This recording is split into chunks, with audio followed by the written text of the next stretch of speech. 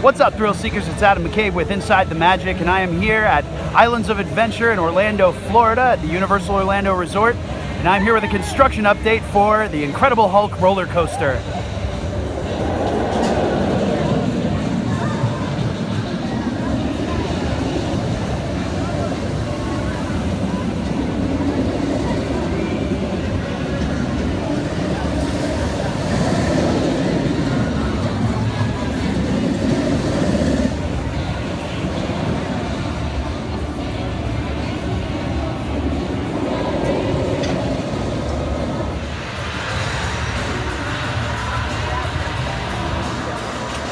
The ride is still quote unquote under construction, but as you just saw a moment ago, they are using dummies to test the ride currently.